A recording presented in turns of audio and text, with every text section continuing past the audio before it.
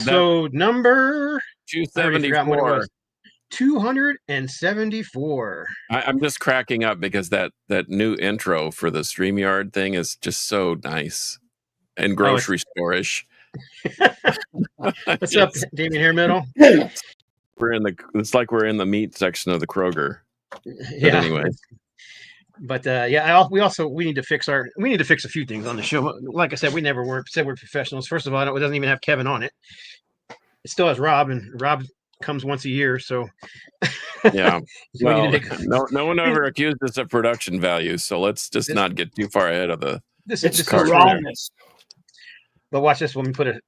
Ooh. Oh. All right, I got Tony Clem here now too. If Tony Clem is here, then we need to clean up our act now too. Tony Clem's here. Hello, fellas. What's up, Tony? Time to clean it up. Get professional. All right, on. Well, anybody got anything they need to say before we get into to showing off new crap and what's spinning?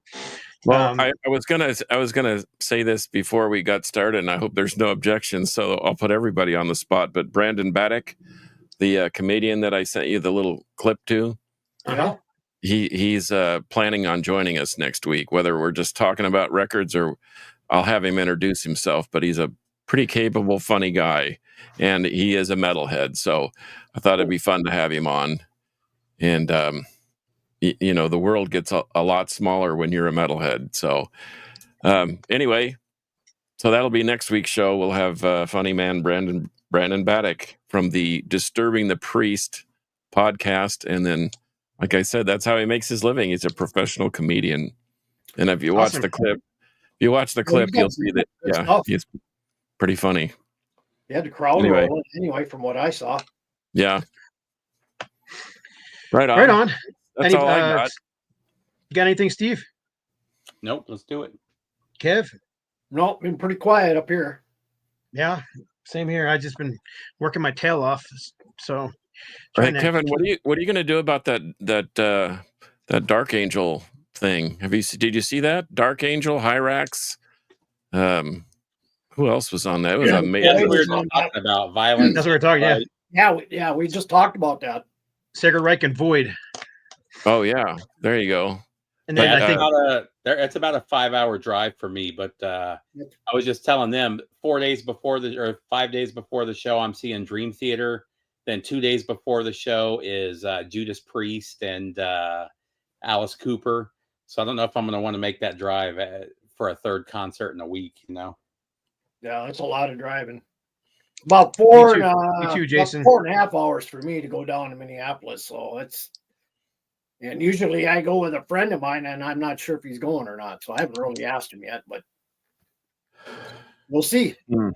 Yeah, you're going to a show Friday night, right, Carcass? Oh yeah, Gamma Side, Iron Jaw, Rotting Corpse, Lame of God, Chemicost.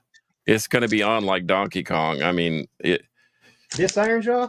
You mean this Iron Jaw? Yes, that Iron Jaw, and everyone's gonna. From what I understand, I talked to Scott earlier in the week, and I guess that would have been yesterday, but he said that they're going to play shorter sets, 30-minute sets or whatever. They're going to have a common kit. They're going to run it kind of like a fest. So, but there's going to be like an all-star jam at the very end. I've seen a lot more bands doing the common kit lately, more than I ever have. Like the last 3 shows that I've been to, where it wasn't like huge bands, it was a common kit. Like when I saw Satan, all 4 bands used the Trevor Church's kit. Yeah. Well, I mean, it makes sense. I mean, believe me, Henry's kit was basically a 5-piece, but I mean, we're talking about a 24-inch kick and floor toms as mounted toms. I mean, and plus the cymbal, that cymbal case of his, you actually pulled the cymbal case up to the stage there in Atlanta, and that thing must weigh 150 pounds. Yeah, that's no joke. so if it's if it's a way to save space and weight and all that stuff, man. Speaking of Henry, I just talked to him. It's also nice because it saves 40 minutes in between bands. You know what I mean? 35 minutes in between bands. Yeah, I did talk to Henry this morning. They're actually back from Europe, and what a nightmare. If anyone's traveling to Europe, just buyer beware. American Airlines canceled 80% of their flights to Europe from the United States to and from, and it caused a lot of issues. So just make sure you're out in front of it if you're traveling overseas. But anyway, other than that, Damian Hairmetal said, "Rest in peace, David Kath." Was he in the new movie? Have they filmed that yet? The new Spinal Tap? I think the new Spinal Tap's already recorded, but I don't know if he was in it or not. He was the original keyboard player, right? I can't remember. I know he was one of the guys. I don't remember which one it was, though. I think he was the keyboard player, yeah. Because he wasn't one of the main four guys. No. But still, he was pretty funny. On bass keyboard? Yeah. The exploding drummers and the bass keyboard and the Stonehenge. I mean, good grief. Could it get any more funny than that? We did get a request. Everybody was asking us, you guys should talk about the Black Sabbath last show. And I was like, okay. But nah. Yeah, you want to know what it is? A giant cash grab. I hope the charity actually got some money, and I thought that it sounded not good. I'll be happy. I'm happy with seeing the end twice, at the very beginning and the very tail end, and I'm good with that. I thought one of the better parts was, what's the young dude, the Youngblood kid? Youngblood. Yeah. He killed it, but Lizzie Hale, I thought she sounded horrible. One of the cool things was the Jack Black with Tom Morello's son. Tom Morello's son was really good. That 80% of the people that were there had no reason to be there. Having the Blink 182 drummer there was stupid. Having Chad Smith from the Chili Peppers. I don't know. It was all super gimmicky and very unmetal, in my opinion. I never even watched one. I didn't watch the whole thing. I've just seen all the clips that pop up all over YouTube and Facebook and everything else. Yeah, that's about all I've seen. And I've seen, some good, some bad, some in betweens, about the show. But I mean, the Pearl Jam, the Judas Priest was good. I saw that full, the full song they did. But if you pay Steven Tyler did great. Yeah, Steven Tyler sounded fantastic. That shocked me. Yeah, I mean, he was having some audio issues. Apparently, the whole band they couldn't hear themselves on the stage. Well, he said before, he does good.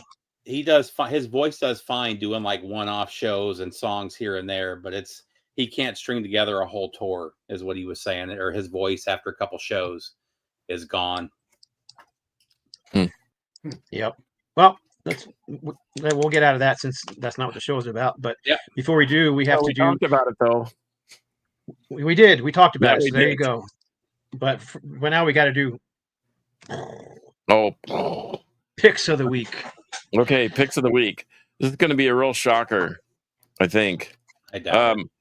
I've sort of been in this crazy 70s jazz fusion mode, and I was playing Heavy Metal Santa at County Line Records over here at our local record store on Saturday, and came across an old favorite of mine, Diodato.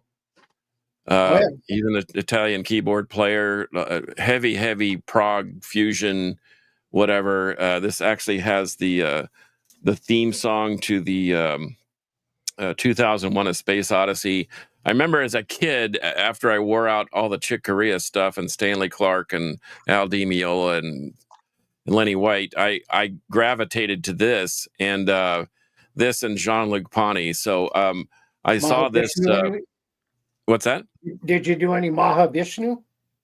Oh yeah, all that stuff. Yeah. All that stuff is prominent in my collection, and I'm not getting rid of those records. But I had a play copy of this that was so trashed I just stopped listening to it. But this is a 180 gram remaster on green and yellow marbles. It's an audiophile pressing, and it really sounds. It's the music on vinyl. presentation, and it's really good. So Diodato, this is Prelude, which I think is his third one, but they're all decent. He got really 80s disco-y, moving into the 80s and into the early 90s. So steer away from this, but anything in the 70s, grab it because they're all killer. But my metal pick of the week is an obscure band from Sweden called Ossuarium. And this would be the equivalent to Mortiferum or Blood Incantation here in the States. But this is another $20 spin. So you pretty much know what you're getting with that label. It's going to be heavy, high quality sound. And these guys are phenomenal. It's akin to the Funeral Doom thing. In fact, when Brandon Baddock is on, I did a podcast with him about 90s Doom. But this stuff is the result of all that 90s Doom stuff. And but it's really, really good. Ossuarium, Ossuarium, for those spelling at home and taking notes. This is called Living Tomb. They've got a couple of demos out and some tapes. I've got those too. But man, this thing is so crushing and killer. And it fills the gap. I'm waiting for the new Mortiferum to come out, and this will definitely fill the gap. So Ossuarium, Living Tomb, and Diodato's masterpiece, Prelude, are my picks of the week. Right on. Cool. Well, then let's get into the show. So we're, like I said, wait, let me pull the banner. Let me be professional here. We're in episode number 274, and basically we're just going to be record geeks for the next however long we have left, 45 minutes, showing off stuff we're listening to, playing, that kind of stuff. So we're just going to go round and round and round. So everybody show a record. We'll just keep going around and showing a record or a CD that you've been listening to. And we'll start with Steve and go clockwise. Man, I just found this one. This is also kind of a pick of the week type deal too. 1971. This actually recorded in 69, I believe. Does it say? I'm pretty sure it was recorded in 69 though. So this was Fleetwood Mac when they were a hard blues band. Peter Green still here. This is called Fleetwood Mac in Chicago. This is a double live. But what's cool about this is you got Otis Spawn, you've got Willie Dixon, you've got Shaky Horton, Guitar Buddy, Honey Boy Edwards all make appearances on here, and they're just hitting some of the classic blues. And Peter Green's just murdering it on here. I found this a sealed copy for $15 of the original 71 press and couldn't believe it. Yeah. But man, this is so good. And if you guys haven't checked out the early Peter Green era Fleetwood Mac, I mean, he wrote Green Monalishi. I think his version of Green Monalishi is actually heavier than Judas Priest's. It's definitely darker. The original Black Magic Woman was Peter Green and Fleetwood Mac. Just so good. So there's actually a greatest hits album with a red cover from like 71 or 72, and it's all that early stuff, straight up heavy blues, and it's all fantastic. So that's where I'll start off. You got a comment on your shirt, Steve? Tony Clemson, you like your shirt? Man, I was blown away.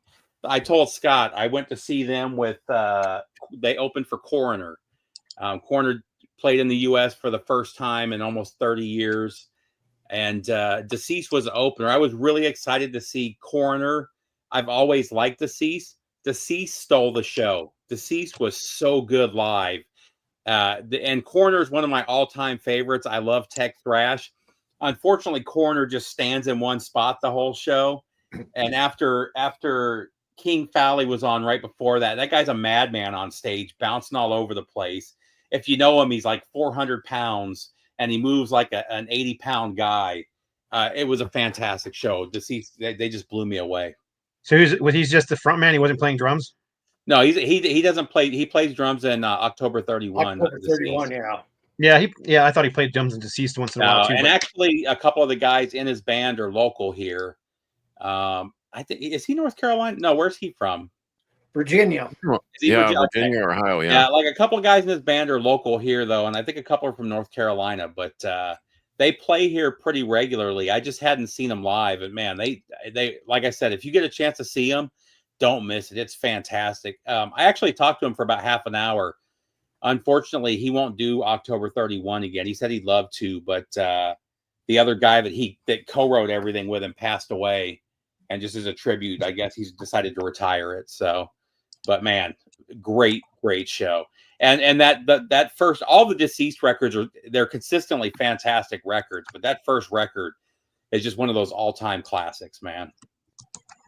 Where did they play? They played at right down the road from where we were at the Earl.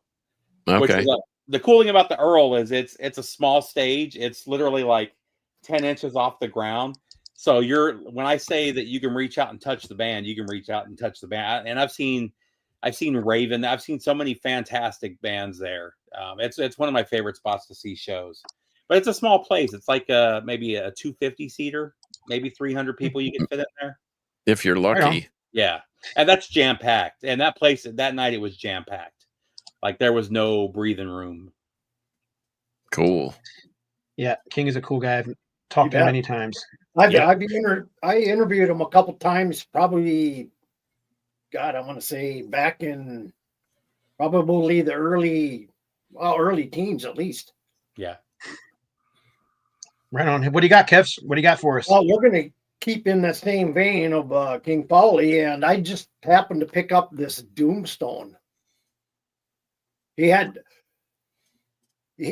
you know King and if you follow him on Facebook, you know he posts a lot of music for sale. And this was kind of one that he really didn't put online, but he kind of found some extra copies that he had, and you had to snag them up. Well, I snagged one of these up from 94, I believe, recorded in 93. But this is those whom Satan hath joined.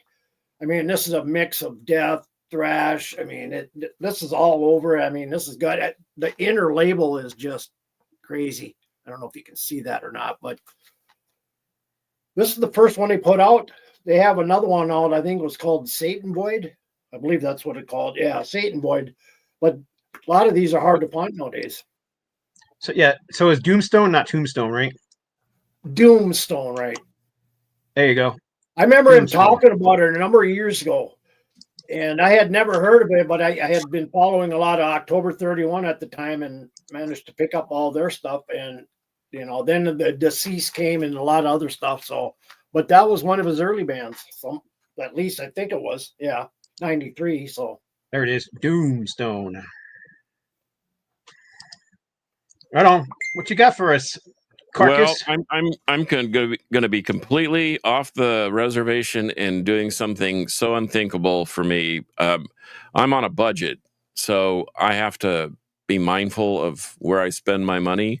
But I'm always on the hunt for music, and so I've gone back and kind of looked at my back catalog of things. But if we're staying in kind of the thrash and the death thrash genre, I circled a few. I made a list because I've been downloading a lot of stuff because it's cheap, and then it helps me stay in my budget. So for the price of 5 or 8 downloads, that would be the price of one tape these days. And in fact, I went to one of the bands I'm going to suggest is called Pneuma Hagion. It's Pneuma, and then the second word is Hagion. They're from Houston, and dude, they are brilliant. You really need to check them out. If you kind of a death symbolic or death in between death symbolic and death human, but heavier than that. And the album is From Beyond from 2024. They're on an Italian label that wanted $27 to ship a $28 record, and I just couldn't. So I downloaded it for $4, and it's worth every penny. But as far as the thrash part, I've been listening a lot to the Hyrax Faster Than Death. I kind of caught that one before I was under budget constraints. Gamma-Side's Victims of Science, and Scott, the one you put out is way, way better than the original as far as sound. I can't even listen to the Wild Rags version. I have to listen to the hopped up Rob Colwell version because it just sounds that much better. And there's a Mexican band called Imperialist. Keep an eye out for them. Quantum Annexation from 2015. It is an absolute ripper, and And then one other one that's about to come out is the new Death Hammer from Norway. It's called Crimson Dawn. I got privy to a couple of extra tracks, and man, that thing might be the best thing that they have come out with in about 5 or 6 years. But so keep an eye out for those, and if knowing that especially if you're on Bandcamp, if you're buying the download, that the band's getting paid everything that you give them, and plus they give you the option to tip the band, basically. Yeah. So if it's $4.95, I usually just put $6 and tip them $1.05, just to make it even. But it's an inexpensive way to still have the music. Obviously, I would prefer to have like that new Mahasian. I want that record. I really do. I'm going to save my money and see if they're still available. But $55 and it ships from overseas. It's just, I don't know. I may have to wait on that one. But like I said, Hyrax, Imperialist, Gamacide, and the new Death Hammer that's about to come out. They've been in my player, not on my turntable, but in my player. Well, the Hyrax is on my turntable, but anyway. Right on. So what about you, Scott? I'll stick with the same styles of music here. How about the new Gruesome? Oh yeah, that thing I'm really. I'm really digging this album. I mean, I heard when I first got it, I just do it once and I posted it online. And people were like, "Oh, it's okay," and a couple guys were like, "It's generic." And there's better death metal out there. I don't know what the heck people were talking about. This thing's fantastic. I mean, if you like death, that early thrash death mix that Chuck kind of invented. You mentioned them. This was one. Yeah. Dude, that's a ripper too. They're both great. All of them are good. I know. Shred. Oh, and people don't realize. I mean, they were basically a tribute to death when they came out. That was their entire goal, was to bring back that old school death sound from the late '80s. Yeah. Yeah. So I don't know what the people who said it's generic and there's better death metal out there, or whatever, but I think it's fantastic. Well, I don't know if they're going to continue to go down the death road, but if they do, that means they're going to get more proggy and more thrashy, right? I mean, that's kind of what death. Yeah, but don't rule out the fact that they've got genetics tied to Exhumed also, which they've never put out a bad record in my opinion. Their EPs are fantastic too. They're just one of those. Yeah, they're great. Yeah, right on. What you got, Steve? So somebody had just asked, talked about getting stuff signed. So this is the original or the first Deceased record. I got King to sign it. So I just wanted to show that real quick. Somebody mentioned it, but I also have you checked these guys out yet, John? What is it? Imperial Triumphant? No. So these guys it's pretty brutal death metal, but these guys are jazz musicians.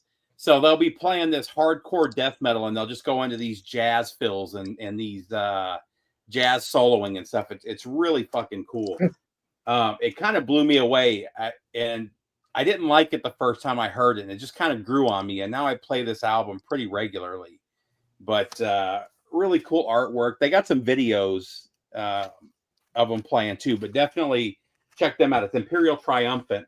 I didn't buy this when it came out because it was like $45-$50 everywhere I saw it, but one of my local shops got a used copy for $20, so I grabbed it. I've been looking for this for a while though. Good deal. What you got, Kev? Well, I got a band out of Colorado. Actually, a new band. Band is called Cobranoid. Kind of a groove metal, stoner metal, doom metal band, all in one. It's only got 6 tracks on this, but side 2 is absolutely killer guitar work on this. But this is their only release. There is a compilation out there of stoner and doom bands that this band is part of, but this really surprised me. This is going to be probably on my list this year, but very, very surprised about this. If you like groove metal, stoner metal, you'll definitely like this. Right on. I have it circled. I haven't delved into it yet, but I have it circled.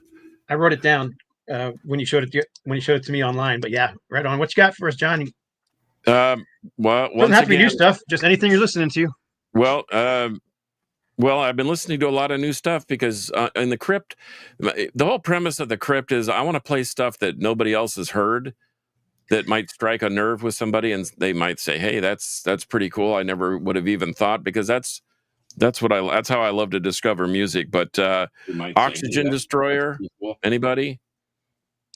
Anybody's ever okay? Guardian of the Universe from 2024, and then I come to find out after talking with Tony Reed that is his nephew. They're from Seattle, Tacoma area, whatever. But Oxygen Destroyer, Guardian of the Universe, yes, it has the Gamera Godzilla vibe to it, but it is ripping necro death thrash. That and how about another one, Algebra? Anybody? Yes, I've heard Algebra. I like Algebra. Matter of fact, Chioptera from 2022. You never thought you'd use Algebra once you left high school. Well, you're going to use this one. This thing is an absolute shredder. I was shocked how good it was. And while Scott's probably grabbing 15 copies of everything they own. No, this is one album. This is actually the only one I have so far. I just recently discovered him. That thing rules. I've been playing tracks off of it for the last 3 weeks in a row in the Crypt. And then one more for you that's so weird because I started reading, kind of like doing a deep dive on where to find music. And evidently, in the Jewish community, there is a heavy metal scene over in the Middle East and Israel, and it's kind of gravitated over to the States. But there's a band called Shaidim, Sheidim, Shrines of the Void. It's on Dark Descent Records. This thing absolutely rips. It sounds like Immortal Damned in Black, except for even more thrashy than that. So I didn't even realize there was an underground Jewish speed thrash death metal scene, but evidently Shaidim is at the tip of the spear on that one. So yeah, find it if you can. I know you can download it, but Dark Descent Records has free. Once again, they have free comps. You can just go in there and name your price or not pay at all and just download 40 bands you've never heard of before. Right on. I'm going to show a few CDs quickly. You guys, I think I said last week, I went on vacation the week before last, and the first day of vacation, my wife and I and some friends, we went to see Peter Frampton, and it was fantastic. I'm still geeked out about how good the show was, and I've been on a Frampton and Humble Pie kick ever since. Well, and I was on a Humble Pie kick long before I saw the Frampton show, but I didn't even realize he had this album out, but I picked this one up on CD because I couldn't find the vinyl for under $50. And then, of course, right after the CD arrived, I found a copy online for like $25, so I grabbed it. But this is the Peter Frampton band. It's just all classic blues songs, and man, his guitar playing is superb on this thing, and his voice sounds great. Quite a little bit of annoyance on the CD itself to me is nice picture of the band on the back. Where's the track listing at? Not there. I hate when they don't have the CD track on the back of this anyhow. But this one I've listened to a lot, and I don't have the vinyl yet. It's not shipped, but the CD, I just happened to be out in California during my vacation, so I was able to grab a copy of this from Rox Records. But this is the new Reign of Glory, and I'm loving this album. It's so freaking good. The vocals are stellar by I forgot his name already, like an idiot. Hang on. Mark Bowles. Mark Bowles, who sang on, a bunch of Yngwie's albums and a lot of other people's albums. But yeah, bass player is Roger Dale Martin from Die Happy, Vengeance, and whatnot. And then Nick Layton on guitar from, I forgot the name of his band. You guys know who Nick Layton is? Of course not, because I can't remember it either. But anyhow, regardless, this is their second album. And yeah, I've just been listening to it nonstop in my car. So looking forward to the vinyls coming out soon. I don't know how I ignored this band for so long, but I grabbed this Diamond Plate CD recently. That's a ripper, man. You bet. Generation Y. Just straight up there. And basically, I picked this up because I've been loving the Diamond Plate is now pretty much called, Kevin, help me out. What's the name of the band that Diamond Plate became? Come on, Misfire. There you go. Misfire. Yeah, so it's pretty much Misfire with a different vocalist. So I was like, oh, I didn't realize that. So I picked this up really cheap, and I was like, this is freaking fantastic. That's from like 06 or 04 that or Misfire. something. That one, This one here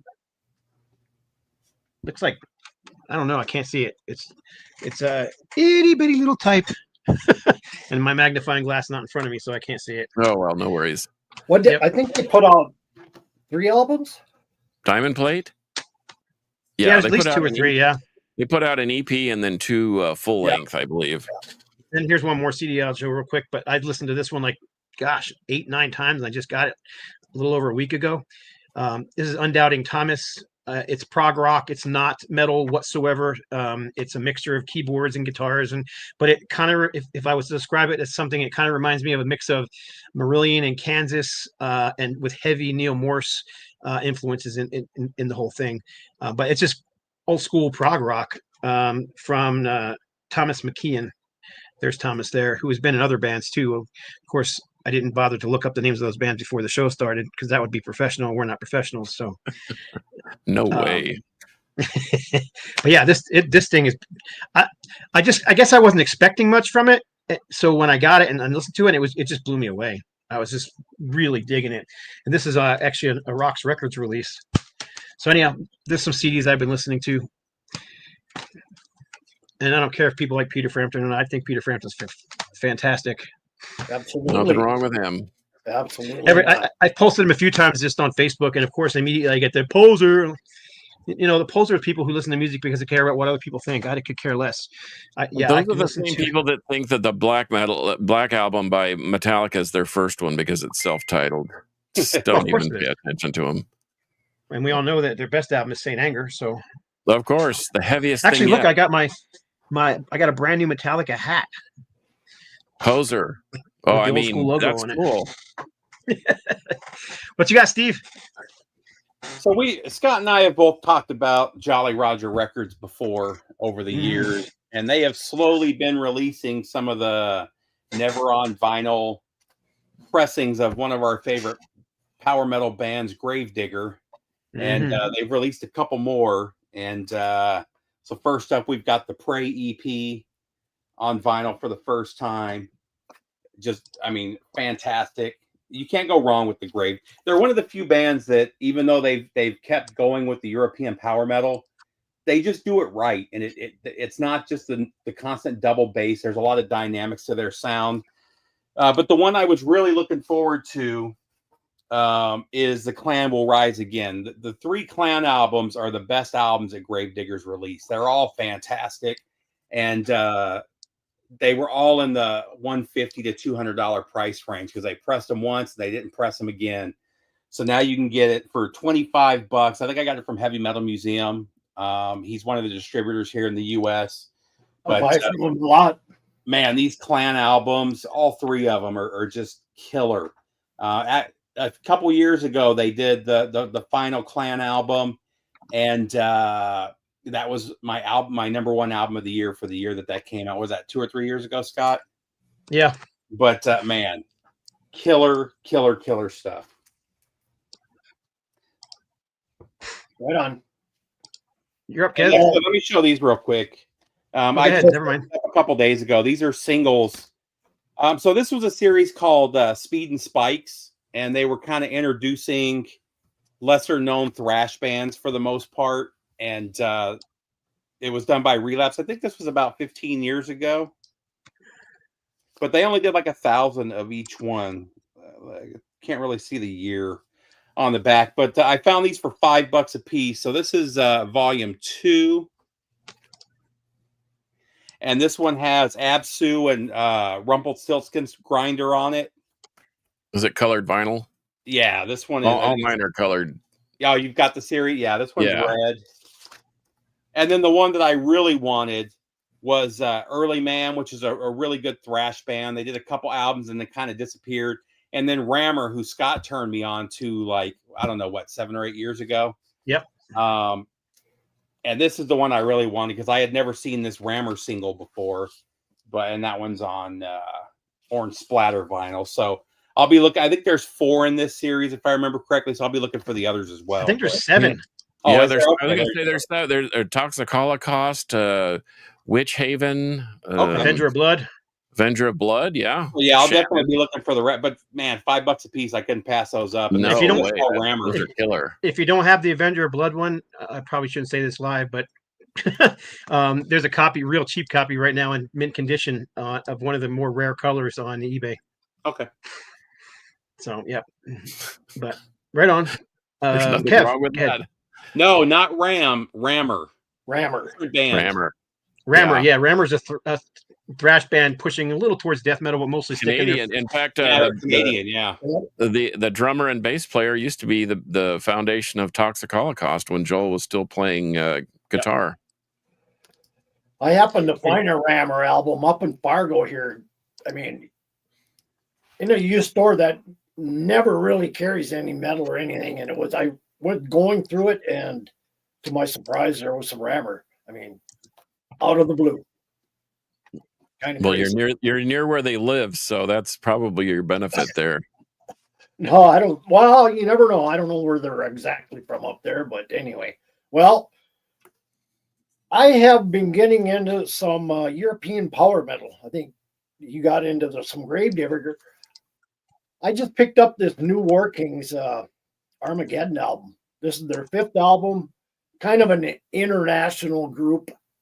I actually really don't know their names. They always go by different. I think one is called Victim, but that just came out here probably a couple weeks back. But a lot of their names, I mean, the Tribune is War Chants, the Crusader is Steelwing, the Viking is Battle Axe, and the Spartan is War Drum. So they're, I mean, international band. They think that their themes are more on warriors and war. If you like Hammerfall, maybe some Firewind, you'll definitely like War Kings. Their latest one, they actually have 5. Like I said, I went back and I listened to their last one, which was Morgana. They have some of the greatest artwork. All their albums are really kind of like this, but if I was to say anything, this is probably my favorite one on as far as cover art. But they put like 3 years in between this one and their latest one, and you can definitely tell they put in a lot more effort. I think they were kind of pumping them out really quick. 2018, 2020, 21, and I think 22 was their last release. But if you like European power metal in the vein of Hammerfall, check them out. Cool. John? Someone Marcus? with someone dropping a Dim Mock reference. Man, that's a blast from the past. That Dim Mock was remnants of what was it? Ripping Corpse and Revenant. Hank Vegian, the guitarist, singer, and main songwriter for Revenant, was That's part a of that. great band name too. Dim Mock. Dim Mock, yeah, Death Touch. Death Touch, yeah. Anyway, well, once again, I've been downloading a bunch of stuff. Well, although I did, I saw a guy in Syracuse on the Pentagram thing. Just one dude. The band's called Mountain of Woe. If you can find it, download it. It's very trippy. It's one guy in a guitar and a board of effects, and he's got a drum machine, but it's very down low, kind of a chill type thing, kind of an electric soundscape, but it's heavy enough to where it'll keep your interest. So the tape that I got from him was a DIY thing with the cover and everything. He hand drew the cover on each one, but it's called Blooming. But you can get them on Bandcamp. So Mountain of Woe Blooming, highly recommended. It's kind of different. And Steve-O, you said something about guys, jazz musicians playing in death metal, kind of like the Tomb Mold. That's what I really like about their newest one, is they have some of those elements dropping in there. But there's one called Bio Noise Generator, BYO noise generator, all one word. Brand new record called Subnormal Dives, and it's straight up John Zorn playing Peeling Flesh and Repulsion. Well, and Rivers of Nile did that a few years ago with where the owls know your name, and they had that Bowie-esque jazz sax on the tracks. It was fantastic. I've really been enjoying that. It's so eclectic, weird, and different, and it just sort of breaks the mold of everybody starting to sound the same. In that same vein, there's a Russian band called Bong Tower. Check out everything that they've put out. The Oscillator 1 and 2 are phenomenal. Altered States is one I just downloaded. It was basically free. Just tip the band. And there's one that I got to wait till I break the piggy bank open, but it's got a female vocalist on it. It sounds really, really cool. And then our local shoegaze metal heroes, Bleed, finally put out a full-length record. It's really cool. It's it's not gurgling and gargling, but it's high quality, super high production, kind of sweet metal, for lack of a better term. And then the last but not least, Puke Wraith and Intestinal Hex from I think they're from Toronto. Anyway, they put out a split called Medieval Grime, and they each alternate tracks that sort of blend one into the other. It's like one band, Puke Wraith, will take part 1, and then Intestinal Hex will take part 2, and then that fills up each side of the record. So I've been heavy. Puke what? Wraith, Pukerer Wraith, Puke Wraith, and then Intestinal Hex. You almost have to be a doctor to listen to death metal these days.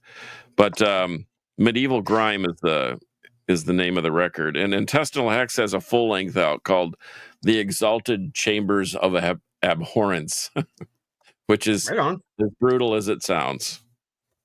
Well, I'm going to give a quick shout out to Marcus, who's checking in here from Project Gemini. I think we talked about Project Gemini just like a week or two ago, if I remember correctly. But yeah, what's up, Mark? Yeah. Mark from Project Gemini, another Canadian, I don't know, prog metal band, prog rock band, whatever you want to call them. But all right, well, I've been on a weird old school rock kick lately, so I've been listening to a lot of that kind of stuff on top of metal and thrash and stuff like that. But I work in my office all day long, so I'm listening to music all day while I'm working. But I got into a huge, and this is very rare for me, but I got into a huge Stones kick, and I've been listening to a lot of the '60s Stones stuff. So this is just a few of the ones I listened to. Flowers, It's Only Rock and Roll. This one's, of course, a out and out classic. Actually, I have the Let It Bleed box set, which is fantastic for Let It Bleed. And then one of my favorite albums, Out of Bounds, Out of Our Heads. So just a few, but every day I've been pretty much pulling out another Rolling Stones album and giving it a spin. I just got in the mood for it. So well, how do you feel about their like mid '80s stuff, like Some Girls and Tattoo You? And I love Some Girls. I love Tattoo You. Emotional Rescue is great too. After that, there's not as much stuff that I'm into. I don't know. It's just got a little. Their last album was actually a really good album. I've heard Diamonds is great. I still don't have it, but yeah, I was blown away by how good that was. I don't know what was a really good album. Scorpions did it with their last record, shocked me with a killer album. Alice Cooper did it with Detroit Tells, one of his best albums since the 70s. I mean, some of these guys are just putting out amazing stuff out of nowhere. Yeah, I need to get the new album. I haven't got it yet. But speaking of, anybody interested in seeing their 60th anniversary last final chapter, tete-a-tete, coup d'etat, whatever? Scorpions? Stones? If they come near here, I'll go. I've seen them a few times, I doubt they're coming near here. But then also I'll show these real quick. Like I said, I've been on a Frampton and Humble Pie kick, so I had a really beat up copy of this, and I found this really good one on eBay for I think $8. I mean, this thing sounds like it was never played in its original original pressing. So, but I had to get a copy because Frampton played Shine On live when we see him. He played 3 or 4 Humble Pie tracks, which was surprising because he hardly ever plays Humble Pie stuff, and it sounded great. And then this is one you just never find in good shape, but I got a reissue. That's great too. Yep. These two I'm showing are both, when Frampton was still in the band. So yeah. Frampton and that's my favorite Humble Pie right there. That's their Steve, best record, in my opinion. And this is a recent music on vinyl reissue. It sounds fantastic. Yeah, I love. You just never see this in good shape. It's always tore up, or the cover looks like someone pissed on it. It's just terrible. That's back when people played records, man. Yeah. I played my records and they didn't look like that. I would say the Stones are definitely older than the Scorpions. The Stones have been around like 10 years longer. Oh yeah, the Stones have been around since the early mid '60s. About 62. So somebody asked about non-metal. So I was in Florida last week and I was at a local shop. I was shocked to find both of these, but this is an OG UK pressing of Killing Joke. That's a good one. Man. Fantastic out. Their first 2 albums, if you're into punk or post-punk, they're both must-haves. But man, this is just one of those classic records.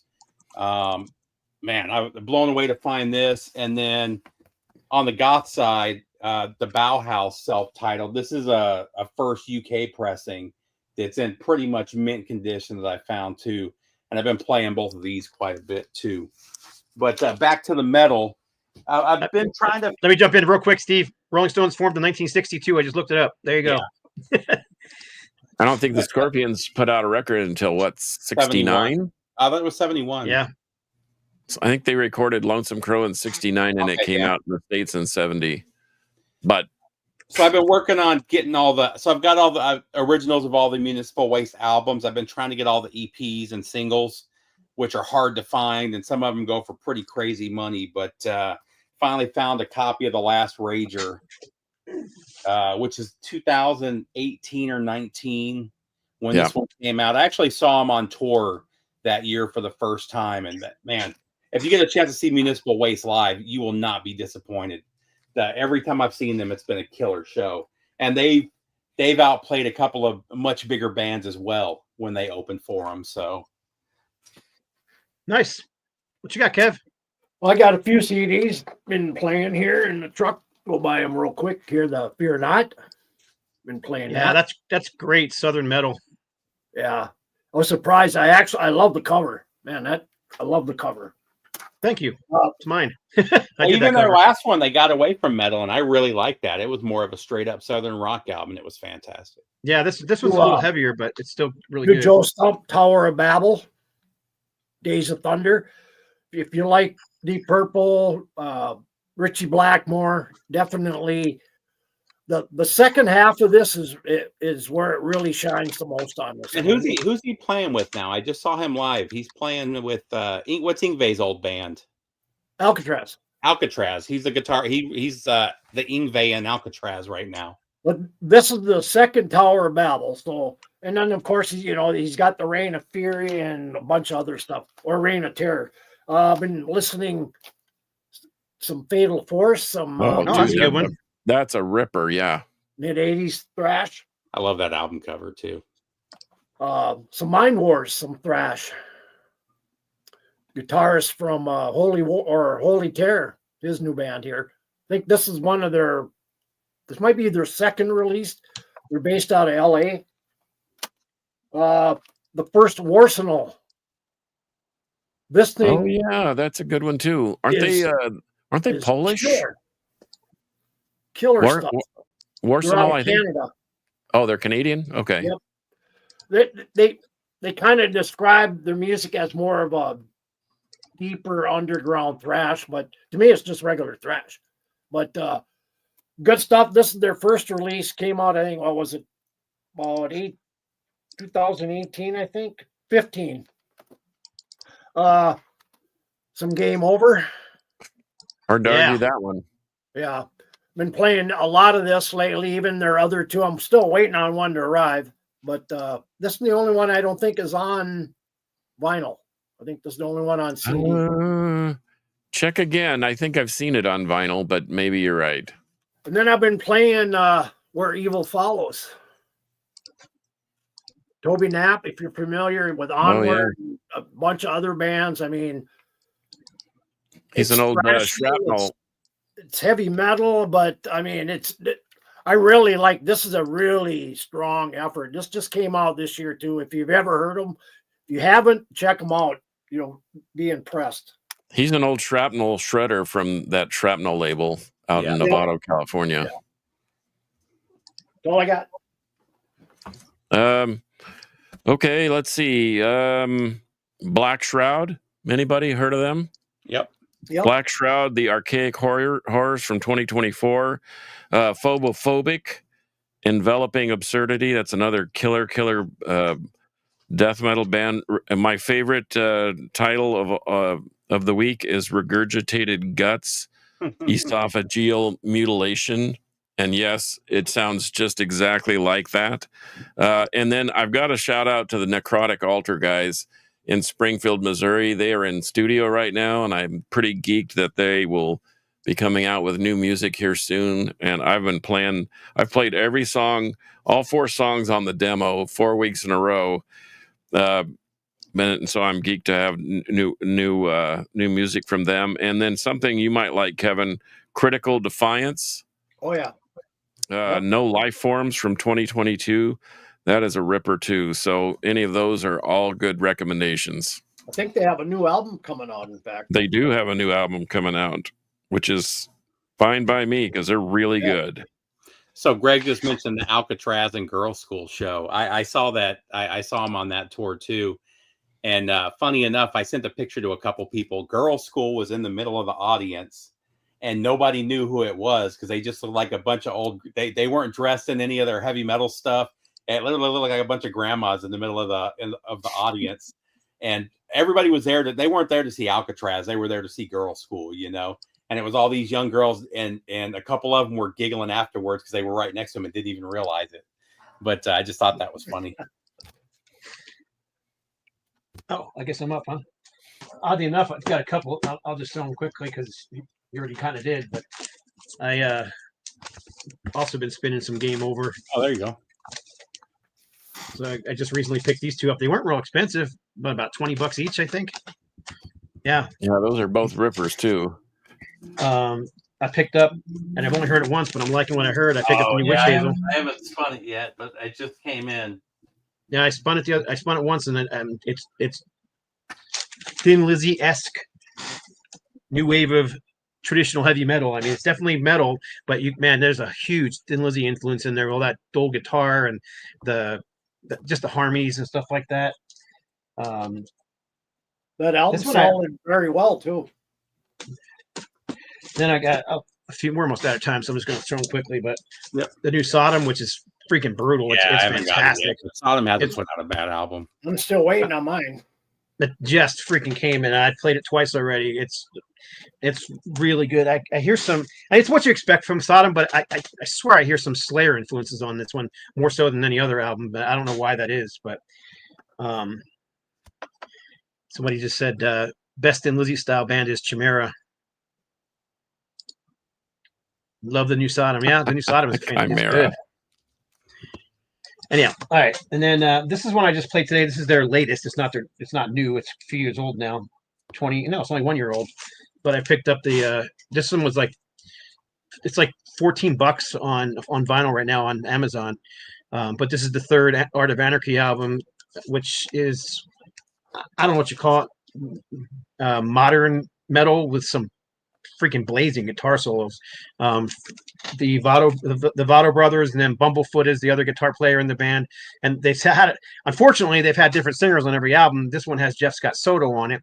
The album before this one was Scott Weiland, that was the last thing he recorded before he died. That one's never been on vinyl, but it's getting a vinyl reissue real soon. And then the first album had the guy from Creed, Scott Strapp, is that his name?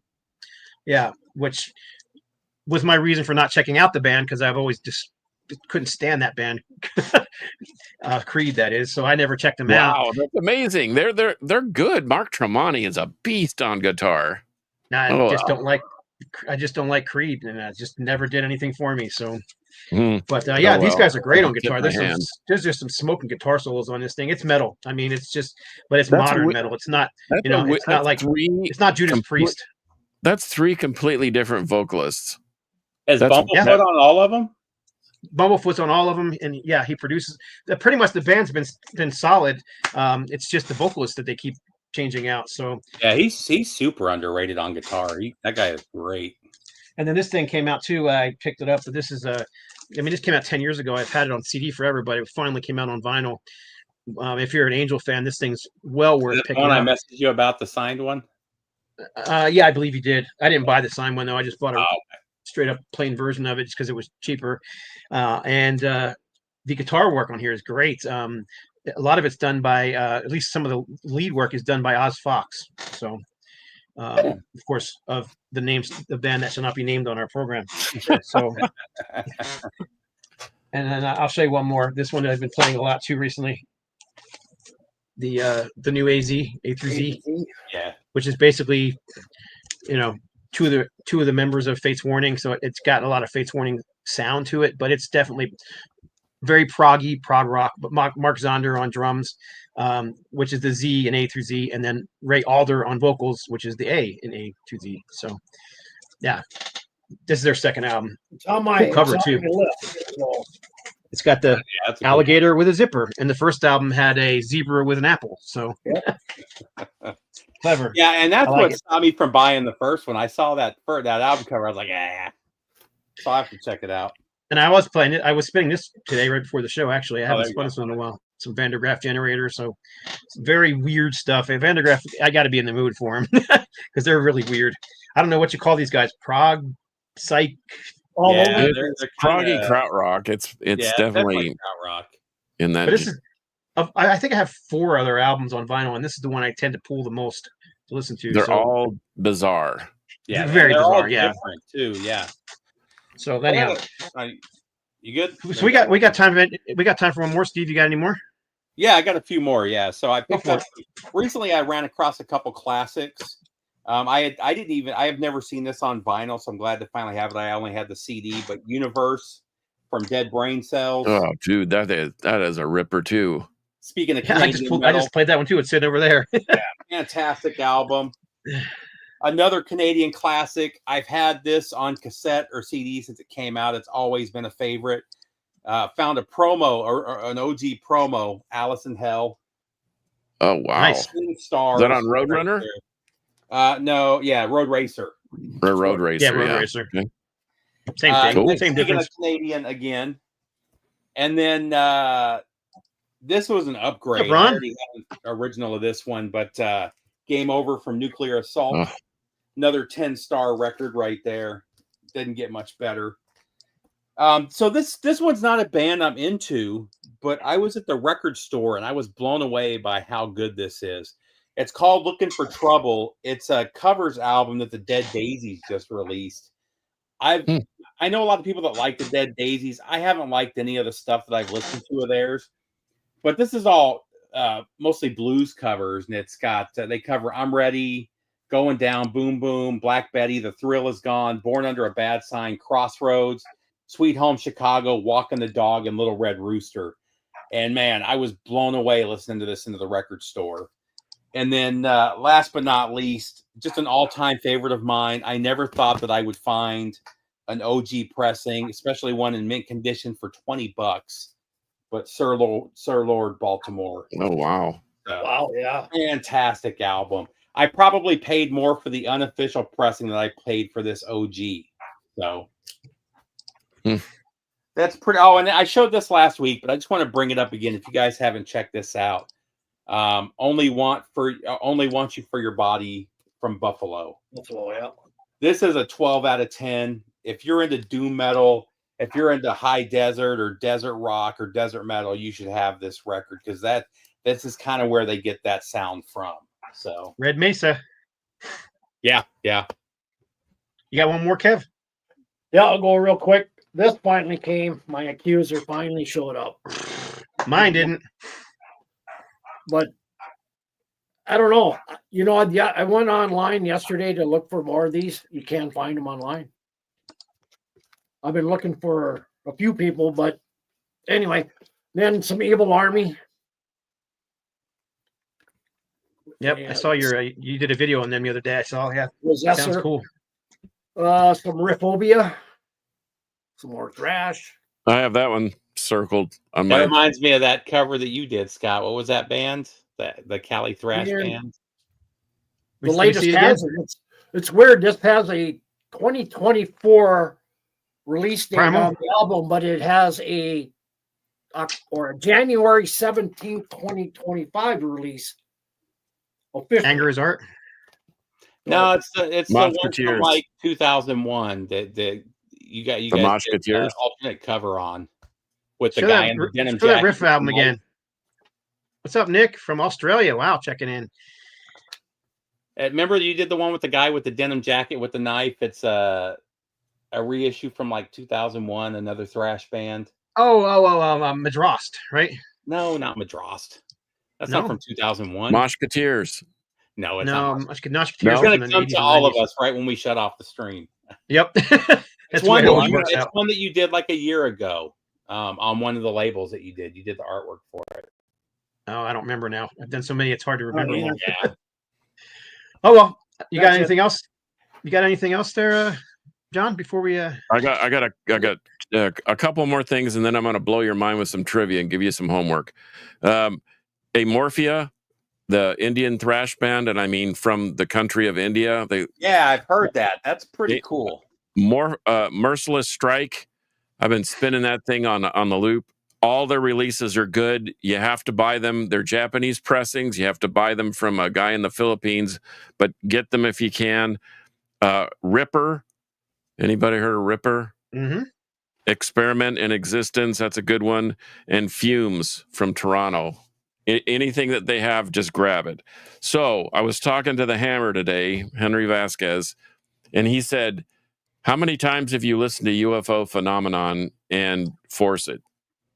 And I said, probably several hundred. And he said, you know who's doing the backing vocals on it? And I said, I don't know, Paul Raymond, or I don't know. He said, James Dewar. Do you know who James Dewar is? From the Robin Trower? Lead vocalist for Robin Trower. Yeah. So now I went and I listened to him, and now I can't unhear it. But that's James Dewar. So that's your homework for the week. Is to go listen to UFO Phenomenon and Force It. And listen to the back vocals. Yeah, I just looked it up. Sure enough. Yeah, crazy, huh? And I've been listening to those albums since they came out. What, 35 years ago, 40 years ago? Yep. At least 40 years ago. It was just mid-70s, right? So what makes the world of music so fascinating? You talking about the band Ripper from Houston? I don't know.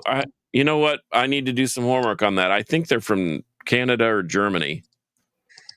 I have a Ripper on CD, but I think it's more straightforward heavy metal, though. No, this thing is a full-blown... in fact, the record that I have is on Empire Records, which is a Belgian label. So it's got the two R's that are like facing each other. It looks like a thrash logo. Right on. But yeah, because the Ripper I was thinking about is the same one Kevin's talking about. Yeah, Experiment in Existence from 2016. And they have newer releases since then, but there's some UFO trivia for you from Nick. Person on the Force It album cover is Genesis Porridge from Throbbing Gristle. Wow. Yeah. So that's like the Tom Waits thing. Fueled by Fire, Scott. I knew it would come to me. Oh, yeah, Fueled by Fire. Oh, yeah. You know what's ridiculous? It's literally you got it right there. Right freaking here. In front of you. See the guy? Yeah. Okay, David 665. Let's see. There's a Ripper from Chile. The R's facing each other. I guess that must be them. Let me look it up real quick. Because we're so professional. All I know is if you look up that Experiment in Existence, you won't be disappointed. That thing is a freaking This is from free advertising for 2016. some free advertising for the new Maybe Three this Trucks in fall Black. You guys still can because this some of the copies are already selling for like $150. So get on Bandcamp and get a copy of the X-Stol if you haven't yet. Yeah, I got the black vinyl version. I think that one's still available, but the other ones are already selling for crazy money. So Of course it is. Everybody always wants the colored vinyl. I didn't even care about the colored well, vinyl. they did limit it. I think they did like 99 of one, like 150 of the other, and so they're pretty smart about it too. Let's see. and it's a great album. It's my second favorite album from them. But Yeah. now they need to release that what was their thrash album called? That it came out on CD not too long ago. They need to release all their stuff on vinyl. That's only 2 on vinyl of their full lengths now. I think they've got 1 or 2 singles too on Synergy. Synergy needs to be out on vinyl. Yeah. I know one of the labels that I work for has requested it multiple times because that one's owned by Century Media, but unfortunately it just hasn't happened yet. Santiago, Chile. That's where that album was mixed, and so I'm guessing that's the Chilean version. Shannon Fry confirms it. That album was released in 2016. Yeah, it is a ripper. Anyway, Ripper from Houston. That's probably the one that Kevin and I were talking about. Is the one from Houston then? yeah. Because I have a CD by. Matter of fact, Kevin gave it to me, so I just listened to it and put it away like last week. Right on. Well, we're a little over time as usual, but no one ever said we were professionals. Oh no, we are professional, and we're legends in our own mind. We're professional at something, but definitely not podcasters. Not being on time. Yeah. Starting on time either. So anyhow, we appreciate you all watching, man. We had quite a few people watching there for quite a while, so I appreciate it, especially those who hung in till the very end. So that's awesome. So if you want to find, let me see if I can remember how to do this right again. I don't know. We need a monkey butt back, man. He was good at doing this stuff. Yeah, excellent. You can find Steve on YouTube at Harmless Rebel 868. You can find him pretty much anywhere on social media by just looking up Steve Bodine, correct? Or Harmless Rebel's probably easier.